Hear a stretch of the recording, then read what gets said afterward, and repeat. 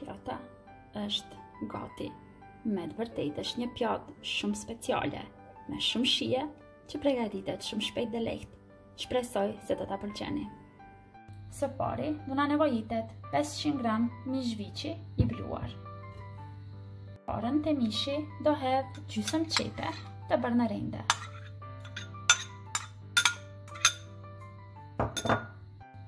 Tre lugë gjelle thërmia buke dhe 50 ml qumësht. Qumështin do e hedh të thërmiat e bukës. Do e përzihet që ta tërheqin qumështin brenda. Edhe thërmiat e bukës do e shtoj brenda të mishi. Të mishi do shtoj një vezë. Gjithashtu do shtoj edhe një lugë çaji Eurozacin Chili djegës. Kjo me të vërtetë i jep shumë shije të mirë të gjitha mishrave. Gjithashtu edhe krypën e kam nga izvor, sepse është e vetmja që brenda është me jod. Do hedh parafërsisht dikun një lugë kafeje. Një lugë kafeje piper të kuq. Si dhe një lugë gjelle magdanoz të freskët të prerë në copëza më të vogla. Tani me dorë do vazhdoj që të formoj një brumë të mirë, njëjtë sikur për qyfte. Tepsin ku do i pjek qyftet, kam hedhur vaj. Do vazhdoj të bëj edhe duart me vaj. Në këtë mënyrë nuk do ngjiten qoftet për dore. Mund të bëni të mëdha, sipas dëshirës së juaj. Këtë radhë unë do i lë pak më të mëdha.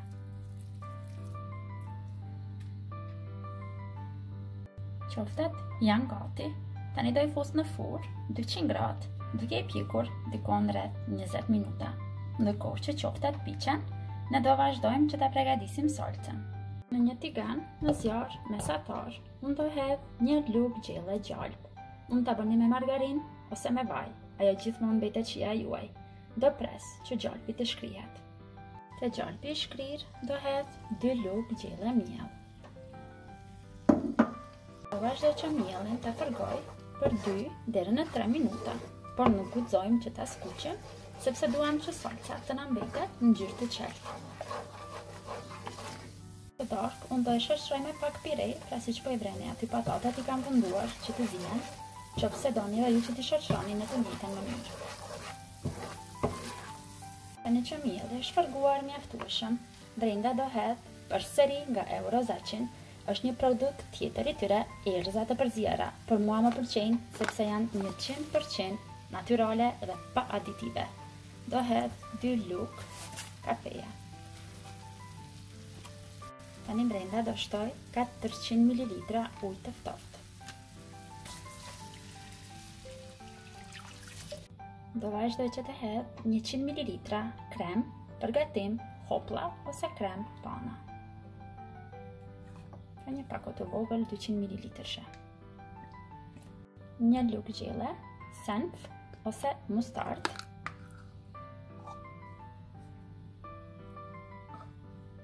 Do përzijej që të tretet brenda. Salca është gati, pra gjithçka që na u desht, vetëm 5 minuta për ta fituar me vërtet këtë salcë shumë unike në shije. Po presim edhe qoftet që të pjekjen. Do vazhdojmë edhe që t'i servojmë.